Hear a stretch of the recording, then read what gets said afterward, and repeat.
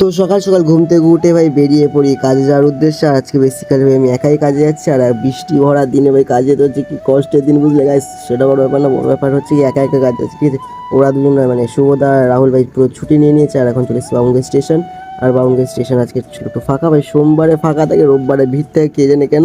তারপর নেপুরি ডাইরেক্ট বিধাননগর, আর এখন যাবো ভাই কাজে, ঠিক আছে? আর আজকে যেহেতু রাহুল দাকে নিয়েছি, কেন রাহুলদা লিপিওর কাজটা জানে না, তাই লিপিওর কাজটা রাহুল দাকে বেসিক্যালি শেখানোর জন্য। তো যাই হোক, এখন চলো যাই, দেন তাও তো কথা হচ্ছে।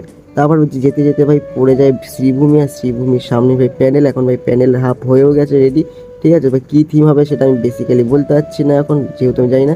আর ভাই 5 মিনিটের বৃষ্টিতে পুরো কলকাতা শহর গেছে পুরো ধুয়ে জল জমে গেছে সব জায়গায় বেসিক্যালি। ওটাই বড় ব্যাপার, মানে 5 মিনিটের বৃষ্টিতে পুরো ধুয়ে গেছে কলকাতা শহর, ঠিক আছে? সো দেন তারপর ভাই চলে আসে একটা ফ্ল্যাটে কাজ করতে। ওই ফ্ল্যাট থেকে পুরো জানলা দিয়ে ভিউটা পুরো ওপি ছিল, হাওড়া ব্রিজ দেখা ছিল, পুরো বিধাননগরটা দেখা যাচ্ছিল, মানে কলকাতা সাইডটা পুরো